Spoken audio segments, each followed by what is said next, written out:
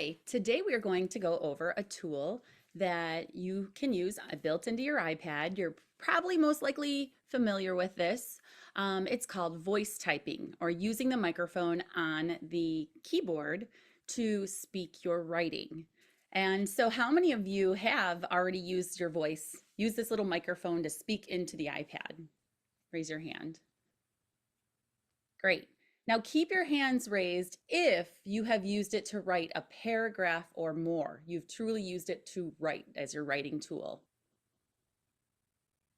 Okay, so this is a tool that a lot of students think, oh gosh, yeah, just push it and I speak my writing and it will come out perfect. Or some other students are like, yes, I've tried it. It doesn't work great. It doesn't pick up my voice great. There's always a lot of errors. So I'm here to really go over today. Our session is to teach you a little lesson on how to use voice typing and practice using it. So I'm going to share some tips. You're going to practice it, practice using it a couple times in the classroom, and then we'll talk a little bit more about implementation. So you may hear it being called as voice typing. There's other, it may also be called dictation, speech recognition, or speech to text. I like to call it voice typing. You can call it whatever you choose. It's basically using your voice as another tool for writing. So just like typing, handwriting, it's another tool to write. So here are some top tips right here to start with. There are 4 steps when remember when using speech recognition. So some students are like, oh yeah, it's just so easy. Like I said, you can just push the microphone and speak. Actually, it's a lot more complex than you think. So I have this little visual that I like to use. It's think it, say it, check it, fix it. So first you have to think it. You have to mentally compose your sentence that you're going to write. So you have to have that idea in your head and put it together. And then for say it, you have to say your sentence clearly, right? So it types what you said. And then number 3, check it. You need to go back and make sure it won't ever spell a word wrong, but it may end up typing a word different than what you meant for it to type. So you have to check the speech recognition accuracy. And then fix it is fix any mistakes or delete and try again.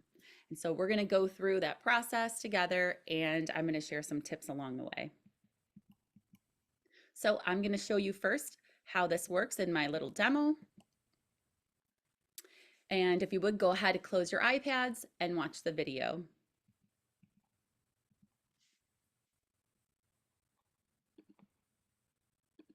I am going to move the video up just a little bit, so make it a little shorter just to show you the demo versus my little talk at the beginning. And here we go. So I'm going to go ahead and press the mic and speak. I am using speech recognition built into the iPad, period. Notice I have to speak my punctuation, period. This is something that sometimes takes time for students to understand, exclamation point. New line. I can also give the iPad basic directions, period. New paragraph. This is very nice to use when the students have a difficult time with spelling, comma, handwriting or typing, comma, or slow processing when it comes to writing, period. This is just one more amazing tool that they can have in their toolbox to support them with writing, exclamation point. Okay, so with the latest update since I originally made this video, it actually will, both on your iPhone and your iPad, it will put the punctuation in for you. I do recommend that you still speak your punctuation because you want to make sure it's in the right place and it's the proper punctuation, but you can also experiment and see what it does when you don't put it in. Again, I highly recommend still putting it in. Another thing is, you noticed I mentioned the basic commands. So if you, instead of, pressing return, you can say new paragraph or new line. So there are some basic commands that it will also recognize that you can do with your voice as well. Using speech in the iPad. Let me pause that video, move to the next slide. Okay, so here are some tips for using your voice for typing, and really try to pay attention to these because there's some of these that you just wouldn't even think of. The first is just knowing that if you get frustrated and it's not picking up your voice right away, or there are a lot of recognition errors, the more you use it and the more you practice, the better you get. The more I train students on using this, the better I get because I'm using it over and over again. And I'm thinking about these tips as well. So it will take time and practice and patience to use it effectively. I always say, especially if there's some noise in the room, I highly recommend using earbuds or a microphone with noise canceling headphones. So you can get a noise canceling earbuds with a mic for less than $10 on Amazon. Apple AirPods work great if you have those too, but even just the $9 earbuds on Amazon, as long as it has a mic, and if you look at the description for noise canceling, that works even better. So you can even use speech recognition in a room full of people talking.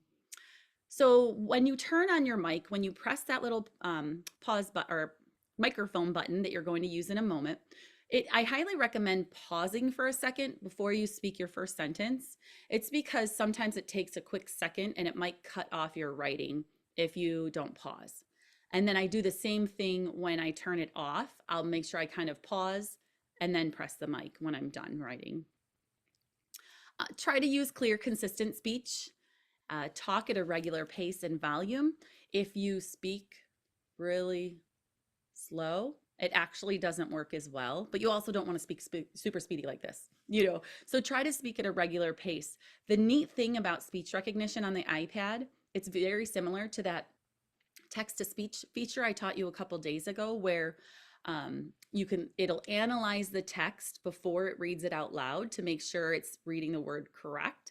So with speech recognition or voice typing, what the iPad is doing the same thing. It's actually recognizing and analyzing what you're saying based on the context of what you've already said.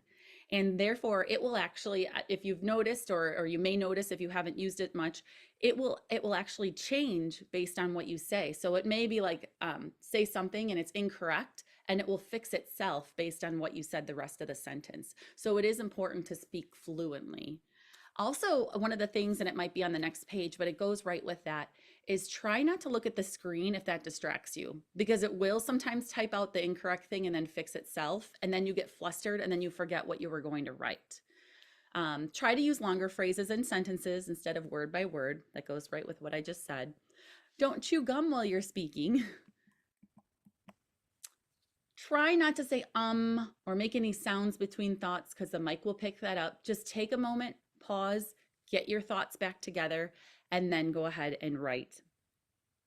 You can also, we do this a lot for writing, especially if it's a longer writing assignment, using a graphic organizer, whether it's on paper or on the iPad. You can always do split screen on the iPad, have your graphic organizer on the left that you filled out with all your ideas, and then speak your writing in docs or Notability on the right. That's a really nice way to help with that flow of your writing and remember what you were going to write about. Try to find a place away from distractions. We'll talk about brainstorm some ideas in a moment. Try not to look at the screen. I mentioned that because it will, again, sometimes distract you and not type the right thing, but fix it eventually. And then do read your writing back to check for errors. And you're going to do that when you practice in just a moment. We're going to use that text to speech feature from the last 2 days to check for errors. Okay, so now you're going to open up your iPads and you are going to write a personalized sentence. So you're going to fill in the blank here. So in your head, think about the answer for each of these blanks. Okay, so the sentence is, my favorite food is blank. In your head, you don't have to say it out loud. Think, what is your favorite food? And have that in your head. Okay, and then the next part of the sentence is, because blank. Because it is yummy, because my mom makes it for me, because, so think about that answer. My favorite food is blank because, okay.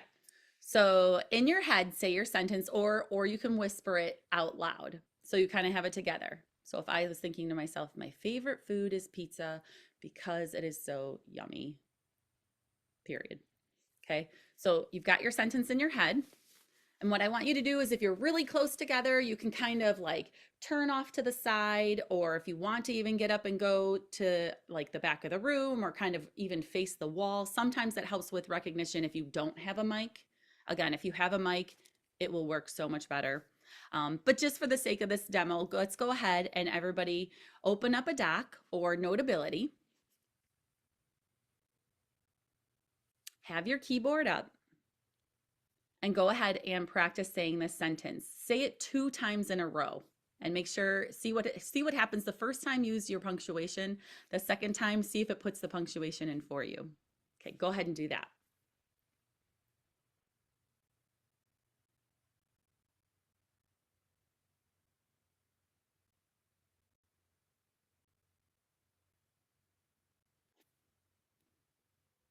Okay, so if it didn't work great for you the first time, a lot of times what I'll tell students is, okay, let's think about those tips again that I shared with you. Did you speak it too fast? Or did you speak it too slow, single words? Did you say in between? Did you forget what you were going to write about? So think about that, and then you can always, try it again with those tips in mind. So with those tips in mind, we're going to go to the next one. Oh, first, what I'd like you to do is go back and just highlight what you just wrote. I want you to use that speak feature and highlight it and press speak. Listen to it back.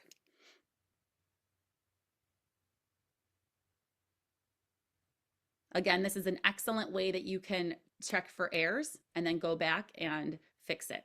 I recommend either reading it back sentence by sentence or paragraph by paragraph, because then it'll allow you to press pause, fix it, and then go to the next one instead of reading the entire passage at once. You can do the whole entire passage again at the end, but while you're truly looking for recognition accuracy, sentence by sentence or paragraph by paragraph is ideal. Okay, one more thing you're going to do to practice. I want you to practice now writing a paragraph, just a short paragraph. So find a spot in the room, look at this picture, and write 2 to 3 sentences about the picture or about what may be happening soon in the picture, what you see in the picture. Make sure they're good sentences, and I want you to write 2 to 3 sentences about the picture. And teachers, go ahead and just pause the video while they do this, and when they're finished, unpause it.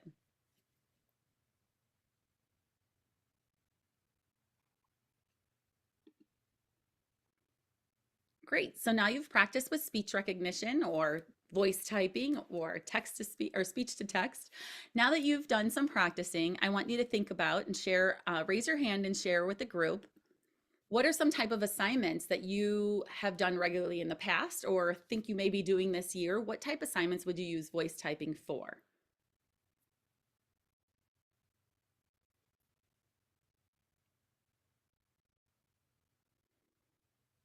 Okay, then another thing is if you're at school, where would be a good place? Raise your hand and share with the group. Where's some good spots at school that you feel you could use voice typing if the classroom is too noisy? And if you're in 6th grade and new to the classroom, maybe that's something right now that the teacher can share with you as well.